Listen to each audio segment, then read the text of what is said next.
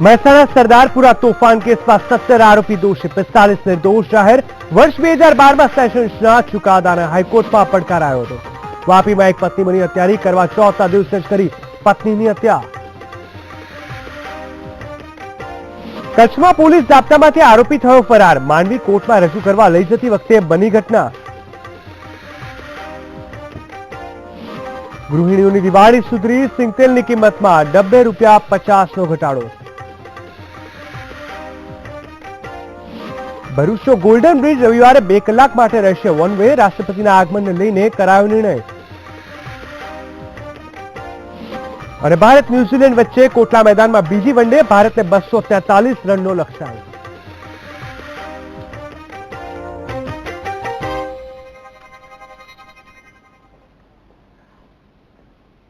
નમસ્કાર દર્શક મિત્રો, હું જીગર દેવાણી આપનું સ્વાગત કરું છું આજે ટાઉનમાં। શરૂઆત કરીએ મહત્વપૂર્ણ ખબરથી।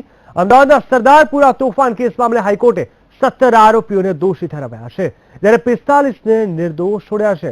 મહત્વનું છે કે વર્ષ 2011માં મહેસાણા સેશન્સ કોર્ટે ચુકાદો આપ્યો હતો, જેની સામે વર્ષ 2012માં હાઈકોર્ટમાં અરજી કરવામાં આવી હતી।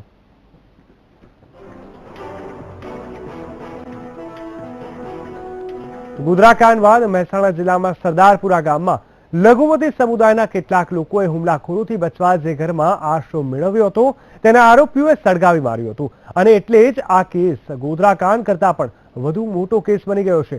ત્યારે આ કેસ શું છે તેના પર કરીએ એક નજર।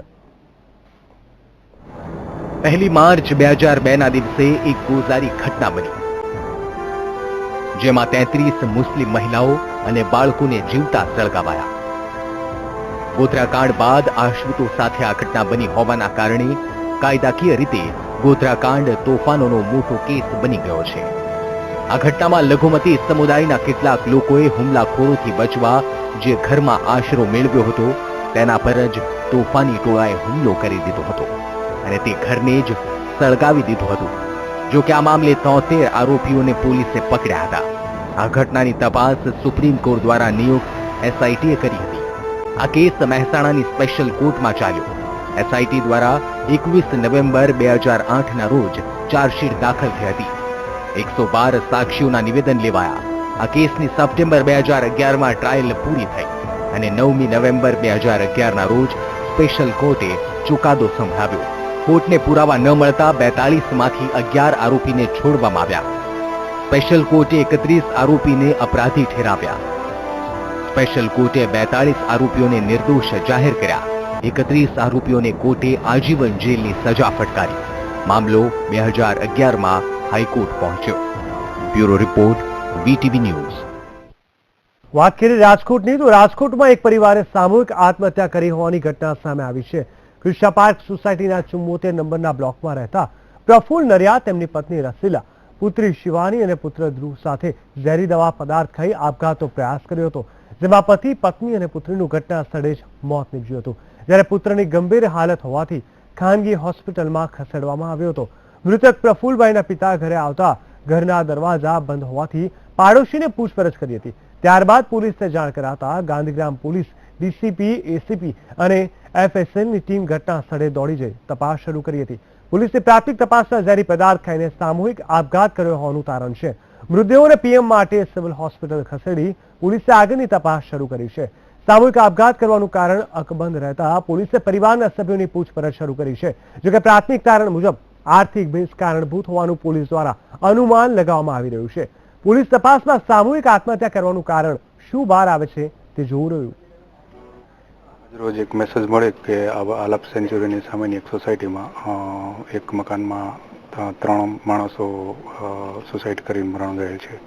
તાત્કાલિક ઘટના સ્થળે આવી તપાસ કરતા પતિ પત્ની તથા તેમની દીકરી મરણ ગયેલ હાલતમાં મળી આવેલ તથા પુત્ર વોકાટ હોસ્પિટલમાં એડમિટ કરવામાં। રાજકોટમાં એક યુવતી તાંત્રિક માયાજાળમાં ફસાયો હોવાનો એક કિસ્સો બહાર આવ્યો છે, જેમાં એક યુવતી મોઢે કાળો રંગ લગાવીને આમ તેમ ફર્યા કરે છે અને સ્થાનિક લોકોને માનસિક રીતે હેરાન કરવાનો પ્રયાસ કરે છે। ત્યારે આ અંગે સુરક્ષા વિભાગને જાણ થતા તેમને પોલીસ કસ્ટડીમાં લેવામાં આવી હતી। ત્યારે આ અંગે પોલીસે વધુ તપાસ હાથ ધરી છે। રવાડે ચડાવી દીધા છે એને અને આવી રીતે એ કરે રાખે છે બધાને હેરાન, આમાં બધા ઘરના બધા એના હેરાન થાય છે કેટલા દિવસથી કેવી રીતે કરે છે? પછી આ રોજ કાળા મોઢા કરે ને શ્લોક બોલે ને એવું બધું કરે, તાંત્રિક બધું એવું. સાધુના વેશમાં શેતાનના તો આપણે અનેક કિસ્સાઓ સાંભળ્યા. હવે પરંતુ આજે અમે આપને એક એવા સાધુને બતાવીશું જેને પોતાના કાળા કારનામાને છુપાવવા માટે રચ્યો હતો સાધુનો સ્વાંગ. પોલીસની ગિરફ્તમાં ઉભેલો આ ભગવાધારી શખ્સ બેશક કોઈ સાધુ સંત જેવો લાગે છે, પરંતુ ભગવાની આડમાં આ એક મોટો ગાંજાનો અપરાધી છે. અનેક વાર જેલની હવા ખાઈ ચૂકેલા આ શખ્સે પોલીસના ગુનાહિત ઇતિહાસને છુપાવવા અને પોલીસથી બચવા ભગવો વેશ ધારણ કર્યો.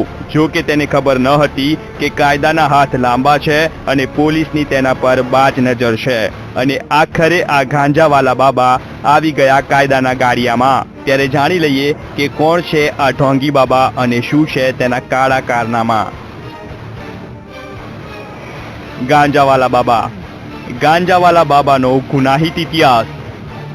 ઢોંગી બાબાનું સાચું નામ મનોજ કુમાર ઠાકુર. વર્ષ 1999માં પકડાયો હતો પોલીસના હાથે. વર્ષ 2003માં જેલમાંથી છૂટ્યો. વર્ષ 2011માં ફરી વાપીથી પકડાયો અને 2013માં છૂટ્યો. જેલમાંથી છૂટીને પણ ગાંજાનો ધંધો યથાવત રાખ્યો. સાધુના સ્વાંગમાં કરતો નશીલા પદાર્થનો ધંધો. આ આરોપી નાસ્તો ફરતો આરોપી હતો એનડીપીએસના ગુનામાં, અને આ આરોપી જ્યારે પકડાયો ત્યારે તે સાધુ વેશે હતો. એટલે માનવાને કારણ છે કે કોઈ ધાર્મિક સંસ્થાઓની અંદર પોતે આ ગુનાથી બચવા સારું ફરી રહ્યો છે.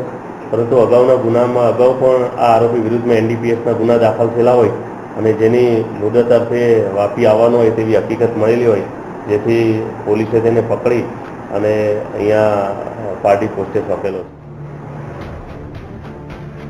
આમ તો ઢોંગી બાબાના કારસ્તાનનું લિસ્ટ બહુ લાંબુ છે. વલસાડની એસઓજીની ટીમે પારડીના સોનવાડા ગામમાં 16 એપ્રિલના રોજ નશીલા કારોબારનો પર્દાફાશ કર્યો હતો. મનોજના ખેતરમાંથી 500 કિલોગ્રામ ગાંજાના જથ્થા સાથે 2 આરોપી ઝડપાયા હતા, પરંતુ મનોજ ફરાર થઈ ગયો હતો, જેની પોલીસ તપાસ કરી રહી હતી.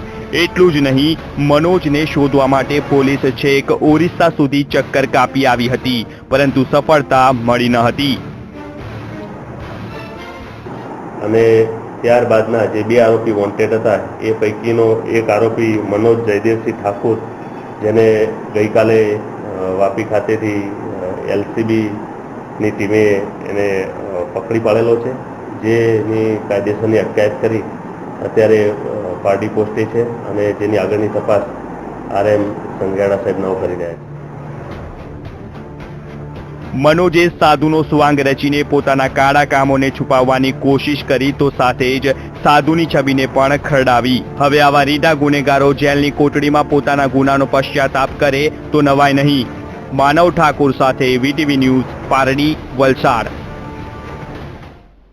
પ્રહલાદનગર ગાર્ડન નજીક આવેલા આર્યવત બંગલોઝમાં NRI પરિવારના બંગલામાં સિક્યુરિટી ગાર્ડનો ડ્રેસ પહેરીને ઘૂસેલા લૂંટારુઓએ 13 વર્ષીય માનવીને ધમકાવી રૂપિયા 11.5 લાખના દાગીનાની લૂંટ કરી હતી. લૂંટારુએ સિક્યુરિટીનો ડ્રેસ ઉપરાંત તેના હલવાડા હોવાનું નિવેદન મનીષાએ આપ્યું હતું, જેથી આનંદનગર પોલીસ અને ક્રાઇમ બ્રાન્ચની ટીમ હવે લાલવાડા લૂંટારુને શોધવાની કવાયત હાથ ધરી છે. તો પોલીસે સેટેલાઇટ તથા વસ્ત્રાપુર વિસ્તારના સિક્યુરિટી ગાર્ડના લિસ્ટ બનાવી પૂછપરછ શરૂ કરી છે. પોલીસે સીસીટીવી ફૂટેજ મેળવી 4 ટીમો બનાવી છે. ભાવનગરની કલેક્ટર કચેરી પાસે આજે બપોરે એક આધેડે પોતાના શરીર ઉપર કેરોસીન છાંટી આત્મવિલોપન કરવાનો પ્રયાસ કર્યો હતો. જો કે તેમના આ પ્રયાસને પોલીસે નિષ્ફળ બનાવ્યો હતો. ભાવનગરના નવાપરા વિસ્તારમાં રહેતા ભરતભાઈ મોહનભાઈ મામુત્રા નામના આ વ્યક્તિને અગમ્ય કારણોસર તેના ઘરમાંથી કાઢી મૂકવામાં આવ્યો હતો, જેના આધારે તેને આવાસમાં આવીને આત્મવિલોપનનો પ્રયાસ કર્યો હતો. પોલીસે હાલ ભરતભાઈને અટકાવી વધુ પૂછપરછ હાથ ધરી છે. સૌભાગ્યવતી સ્ત્રીઓ ભગવાન પાસે પોતાના પતિના લાંબા આયુષ્યની માંગ સાથે કરવા ચોથનું વ્રત કરે છે, પરંતુ વાપીમાં એક પત્નીએ કરવા ચોથની રાત્રે જ પતિને બ્લેક ઝીકી મોતને ઘાટ ઉતાર્યો હતો. ઘટનાની વિગત અનુસાર વાપીના ખરોદમાં નિસંતાન દંપતી રહે છે, જેમાં પત્ની શકુંતલા એક કંપનીમાં કામ કરીને ગુજરાન ચલાવે છે, જ્યારે પતિ રાજેન્દ્ર કોઈ કામ ધંધો કર્યા વગર બેકાર બેસી રહે છે અને દારૂ જુગારની લતે ચડી ગયો છે. જોકે રાજેન્દ્ર અવારનવાર પત્ની પાસેથી દારૂના પૈસા માંગતો અને પત્નીને શારીરિક અને માનસિક ત્રાસ આપતો હતો. ત્યારે કરવા ચોથની રાત્રે રાજેન્દ્રે તેની પત્નીને નશાની હાલતમાં ઝઘડો કરીને ઢોર માર માર્યો હતો, જેથી રોષે ભરાયેલી પત્નીએ રાત્રે પતિને ગળાના ભાગે બ્લેડના ઘા મારી મોતને ઘાટ ઉતાર્યો હતો. હાલ તો પોલીસે આ સમગ્ર મામલે ગુનો નોંધીને આગળની તપાસ હાથ ધરી છે.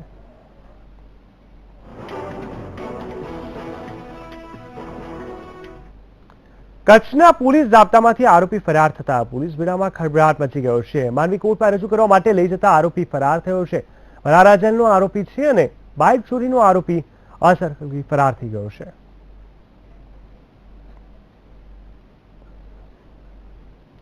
ભરૂચ સબ જેલના કાચા કામના કેદીએ આત્મહત્યાનો પ્રયાસ કરતા જેલના અધિકારીઓ દોડતા થઈ ગયા હતા. ઝેરી દવા પીને આત્મહત્યાનો પ્રયાસ કર્યો હતો. કેમ કર્યો સબ જેલના કેદીએ આત્મહત્યાનો પ્રયાસ?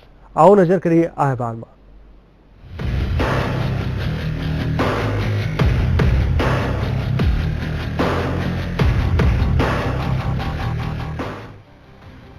અસુરક્ષિત જેલ, સબ જેલના કેદીનો આત્મહત્યાનો પ્રયાસ. કેમ કર્યો આત્મહત્યાનો પ્રયાસ? ઝેરી દવા પીને કર્યો આત્મહત્યાનો પ્રયાસ. બળાત્કારના ગુનાનો છે આ આરોપી. ભરૂચના સબ જેલના કાચા કેદીએ 11 નંબરની બેરેકમાં આત્મહત્યાનો પ્રયાસ કર્યો હતો. મચ્છર મારવાની ઓડોમસ નામની ટ્યુબ ખાઈને આત્મહત્યાનો પ્રયાસ કર્યો હતો.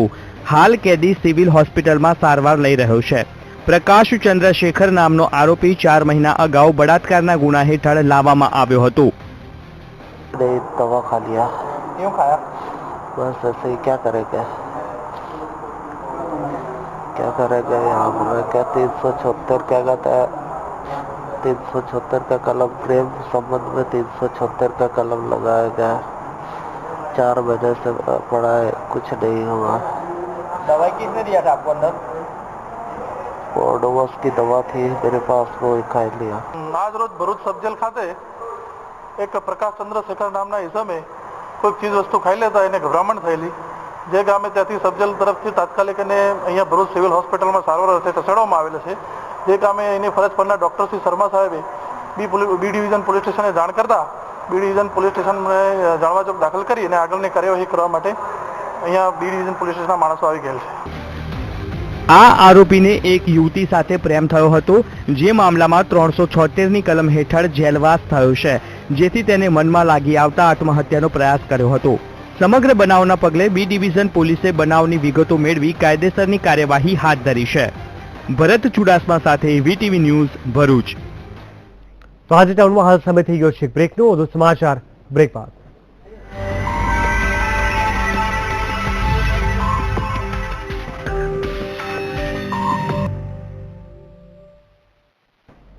બ્રેક બાદ સ્વાગત છે આપનું. આજે ટાઉનમાં આગળના સમાચાર પર નજર કરીએ તો રાજ્ય સરકાર દ્વારા આગામી દિવસોમાં નવી હેલ્થ પોલિસીની જાહેરાત કરવામાં આવશે. આજે રાજ્યના મુખ્યમંત્રી વિજય રૂપાણીના અધ્યક્ષ સ્થાને નવી હેલ્થ પોલિસી સંદર્ભે ઉચ્ચ સ્તરીય બેઠક યોજવામાં આવી હતી, જેમાં નાયબ મુખ્યમંત્રી નીતિન પટેલ, આરોગ્ય પ્રધાન શંકર ચૌધરી સહિતના ઉચ્ચ અધિકારીઓ ઉપસ્થિત રહ્યા હતા. આ નવી હેલ્થ પોલિસીમાં ગ્રામ્ય વિસ્તારોમાં આરોગ્યની સુવિધાઓમાં વધારો કરવા અનેક પ્રોત્સાહનો આપવામાં આવ્યા હોવાનું ખુદ રાજ્યના આરોગ્ય પ્રધાન શંકર ચૌધરીએ જણાવ્યું છે. નવી હેલ્થ પોલિસીનો મુસદ્દો તૈયાર થઈ ગયો છે અને નજીકના જ ભવિષ્યમાં તેની જાહેરાત કરવામાં આવશે. હોસ્પિટલો ખાસ કરીને મેડિકલ ટુરિઝમ પણ ડેવલપ થઈ શકે તે કન્સેપ્ટ સાથે એક પાર્ટ એ. બીજું રિમોટ એરિયામાં એટલે દૂરના જિલ્લાઓમાં જ્યાં હજુ જોઈએ તે પ્રમાણેની સ્પેશિયલ સુવિધાઓ નથી તેવા વિસ્તારોમાં પણ મેડિકલની સુવિધાઓ ઊભી થાય, સારવાર માટેની અને નિદાન માટેની તે પાર્ટ. અને ત્રીજું, રાજ્યમાં મેડિકલની સીટો વધુ વધે. આમ કરીને ત્રણેય પાર્ટ સાથે રાજ્ય સરકારે એક સરકારી સુવિધા તો થાય, પરંતુ સરકારી સુવિધાની સાથે સાથે પ્રાઇવેટમાં પણ આ સુવિધા મળે. ગુજરાતના વિદ્યાર્થીઓને નીટની પરીક્ષા ગુજરાતીમાં જ આપવા મળે તે માટેનો આશાવાદ શિક્ષણ મંત્રી દ્વારા વ્યક્ત કરાયો હતો. ત્યારે ગાંધીનગર ટાઉન હોલમાં આજે રાજ્યના રાજ્ય પાઠ્યપુસ્તક મંડળ દ્વારા પુસ્તકના વિમોચનનો કાર્યક્રમ યોજવામાં આવ્યો, જેમાં વિદ્યાર્થીઓની મેડિકલમાં પ્રવેશ માટેની નીટની પરીક્ષાની તૈયારીઓ કરી શકીએ તે માટેની ચર્ચા કરવામાં આવી. ઉપસ્થિત ભૂપેન્દ્રસિંહ ચુડાસમાએ જણાવ્યું કે આગામી દિવસોમાં વિદ્યાર્થીઓનો અભ્યાસનો પાયો મજબૂત કરવા પ્રાથમિક કક્ષાએ પણ વિદ્યાર્થીઓને પરીક્ષા લઈ પાસ નાપાસની નીતિ પુનઃ શરૂ કરવામાં આવશે.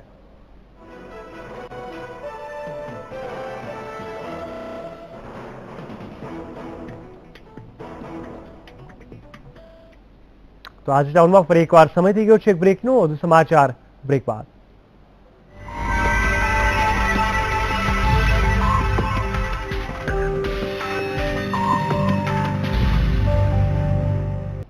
બ્રેક બાદ સ્વાગત છે. આજે ટાઉનમાં આગળના સમાચાર પર નજર કરીએ તો વડોદરામાં આગામી 22મી ઓક્ટોબરના રોજ વડાપ્રધાન નરેન્દ્ર મોદી આંતરરાષ્ટ્રીય કક્ષાના એરપોર્ટની મુલાકાતે તેમજ દિવ્યાંગોને સહાય આપવાના કાર્યક્રમમાં ખાસ હાજરી આપવા આવી રહ્યા છે. ત્યારે તેમના આગમન પહેલા જ રાજકીય માહોલ ફરી એક વખત ગરમાયો છે. પીએમના આગમનને લઈ વડોદરા ભાજપ દ્વારા ઠેર ઠેર પોસ્ટરો લગાડવામાં આવ્યા છે, જેમાં લખવામાં આવ્યું છે કે 56 કા સીના હૈ, સર ઉઠા કે જીના હૈ. જી હા, આ પોસ્ટરના વિવાદને લઈને વડોદરા કોંગ્રેસે પીએમ મોદી પર પ્રહાર કરતા જણાવ્યું કે જે વડોદરાવાસીઓએ નરેન્દ્ર મોદીને જંગી બહુમતીથી સીએમથી પીએમ બનાવ્યા છે, ત્યારે આમ જનતાની વચ્ચે પીએમને Z+ સુરક્ષા રાખવાની ક્યાં જરૂર છે? અત્યારે 56ના સીનાની કોઈ વાત જ નથી. ખરેખર 56નું સીનું હોય તો તમે દેશમાં જે સુરક્ષા લઈને શા માટે ભાઈ ફરી રહ્યા છો? તમે જનતાની વચ્ચે આવી રહ્યા છે, એ જનતા વચ્ચે આવી રહ્યા છે જે વડોદરા શહેરની જનતાએ તમને બહુમતીથી જીતાડ્યા હતા. ત્યાં તમારે જે સુરક્ષાની જવાબદારી શું જરૂર છે? 56નું સીનું હોય તો ભાઈ જનતાની વચ્ચે સાદી જનતાની જેમ નાગરિકની જેમ રહો તો 56નું સીનું કહેવાય. વડોદરામાં ભારતના વડાપ્રધાન નરેન્દ્ર મોદી જ્યારે 2 દિવસ બાદ આવવાના છે ત્યારે વડોદરામાં ઠેર ઠેર એક પ્રકારના પોસ્ટર લગાય છે. વડોદરા મહાનગર સેવા સંઘ દ્વારા આ પોસ્ટર લગાવવામાં આવ્યું છે, જેમાં વિપક્ષો દ્વારા 56ની સીનાનો જે કાગારો મચાવવામાં આવ્યો છે તેને જવાબ આપતા પોસ્ટરોમાં લખવામાં આવ્યું છે કે 56 કા સીના હૈ ઓર જીતના હૈ. એ રીતે એક પ્રકારે તેમને જવાબ અપાયો છે. અને બીજી વાત એ છે મહત્વની કે આમાં ગુજરાતના મુખ્યમંત્રી અને નાયબ મુખ્યમંત્રીના ફોટા પણ મૂકવામાં આવ્યા છે અને તેમાં વડાપ્રધાનની જે વિશેષતાઓ છે, વડાપ્રધાન જે રીતે કામ કર્યું છે તેનો ઉલ્લેખ કરવામાં આવી રહ્યો છે. એટલે એક રીતે જોવા જઈએ તો જે સર્જિકલ સ્ટ્રાઇક થઈ તેને પણ અહીંયા વડોદરામાં તેનો ઉલ્લેખ કરીને 56ના છાતીનો ઉલ્લેખ કરીને એની વાત અહીંયા વડોદરાવાસીઓને જણાવવામાં આવી રહી છે. કેમેરામેન મુકુંદ દવે સાથે સંજય પાગે, વીટીવી ન્યૂઝ, વડોદરા. વર્ષ 2017ની વિધાનસભાની ચૂંટણીઓ જીતવા માટે ગુજરાત કોંગ્રેસ સરદાર પટેલના શરણે ગઈ છે, તો હવે મતોની ખેતી માટે કોંગ્રેસ સરદારનો ઉપયોગ કરશે. ગુજરાતમાં વર્ષોથી સત્તાના વનવાસમાં રહેલી કોંગ્રેસને હવે સરદાર પટેલના શરણમાં સત્તા દેખાઈ રહી છે. માટે જ વર્ષોથી કોંગ્રેસના પોસ્ટર બોય રહેલા જવાહરલાલ નહેરુને હટાવીને તેમના સ્થાને સરદાર પટેલને ગોઠવી દેવામાં આવ્યા છે. ગુજરાતમાં થયેલા પાટીદાર આંદોલનમાં જય સરદાર જય પાટીદાર સૂત્ર ચર્ચામાં હતું. હાલમાં પાટીદાર સમાજ ભાજપાથી નારાજ ચાલી રહ્યો છે, ત્યારે સરદાર પટેલ થકી કોંગ્રેસ પાટીદાર સમાજને પોતાની પડખે કરવા માટેના પ્રયત્નશીલ છે. જે પાટીદારોએ ખભે બેસાડીને તેમને મહેલમાં બેહાડ્યા, એ પાટીદારો પર દમન ગુજારનાર ભારતીય જનતા પાર્ટીને આવા વાદ વિવાદ ઉભા કરવા ગમે, પણ ભારતીય જનતા પાર્ટીના શાસનમાં જ આ પાટીદાર આંદોલન કેમ ઊભું થયું? સમાજનો તમામ વર્ગ કેમ આંદોલન આક્રોશને અજંપો અનુભવાય? કારણ કે મોંઘું શિક્ષણ, બેફામ ડોનેશન પ્રથા, બેફામ ટ્યુશન પ્રથા અને મોંઘું શિક્ષણ મેળવ્યા પછી પણ 15-15 લાખની કલ્યાણ યોજના, ભ્રષ્ટાચારની એબીસીડી, આ ભરતી પ્રક્રિયાઓમાં કોઈ પારદર્શકતા નહીં. અને ગુજરાતનો આમ યુવાનને, એ પાટીદાર સમાજનો હોય, વણિક સમાજનો હોય, ક્ષત્રિય સમાજનો હોય કે આદિવાસી, બક્ષી પંચ કે દલિત સમાજનો યુવાન, તમામ સમાજના યુવાનોને એક જ વાત કહે છે કે મોંઘું શિક્ષણ મેળવ્યા પછી અમને નોકરી નથી મળતી. રોજગાર છીનવનાર ભારતીય જનતા પાર્ટી, યુવા વિરોધી ભારતીય જનતા પાર્ટીની જે આર્થિક શોષણનું મોડેલ છે તેની સામે આક્રોશને અજંપો છે. અને કોંગ્રેસ દ્વારા ભરવામાં આવેલા પગલાને અવસરવાદી રાજકારણ અને બદલાતા રાજકારણનું પરિણામ પણ ગણવામાં આવે છે. વર્ષ 2001માં જ્યારે નરેન્દ્ર મોદી ગુજરાતના મુખ્યમંત્રી બન્યા ત્યારે તેમણે સરદાર પટેલના નામે ગુજરાતમાં મતની ખેતી કરી સત્તા હાંસલ કરી હતી. આ વાત સમજતા કોંગ્રેસને 15 વર્ષનો સમય લાગ્યો હતો. જવાહરલાલ નહેરુ ભારતના પહેલા વડાપ્રધાન હતા અને તેમનો પરચમ આખા દેશમાં હતો, પરંતુ હવે તેઓ ગુજરાતમાં મત અપાવી શકે તેમ ન હોવાથી તેમનું સ્થાન પોસ્ટરમાંથી હટી ગયું છે. કોંગ્રેસ દ્વારા સરદાર પટેલનો પોસ્ટરમાં ઉપયોગ કરવા અંગે ભાજપાના નેતાઓ કંઈક આવું કહી રહ્યા છે. માત્ર સરદાર પટેલે જ નહીં પરંતુ યુપીએની બંને સરકારમાં વડાપ્રધાન રહેલા ડોક્ટર મનમોહનસિંહની પણ સરકાર ગયા બાદ પોસ્ટરમાંથી બાદબાકી કરવામાં આવી છે. હવે જોવાનું એ છે કે કોંગ્રેસના બદલાયેલા પોસ્ટર બોય કોંગ્રેસને ચૂંટણી જીતવામાં કેટલી મદદ કરે છે. ગૌરવ પટેલ, વીટીવી ન્યૂઝ, અમદાવાદ.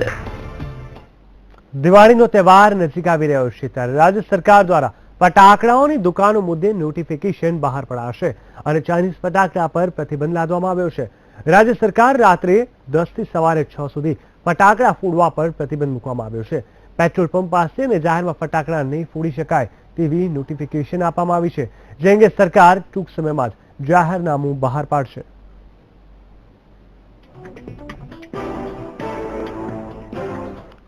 ગૃહિણીઓ માટે દિવાળી સારી જવાના સંકેત મળી રહ્યા છે. દિવાળી પહેલા સિંગતેલના ભાવમાં ઘટાડો થયો છે.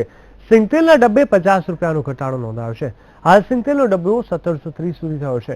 ભાવ ઘટવા પાછળ સૌરાષ્ટ્રભરના માર્કેટિંગ યાર્ડમાં મગફળીની આવકને કારણે માનવામાં આવે છે, જેને કારણે સિંગતેલના ભાવ સતત ઘટી રહ્યા છે. ઉલ્લેખનીય છે કે સિંગતેલનો ભાવ ઘટીને 1600 સુધી પહોંચે તેવી સંભાવના છે. છેલ્લા 4 દિવસમાં સિંગતેલમાં 130 રૂપિયાનો ઘટાડો નોંધાયો છે.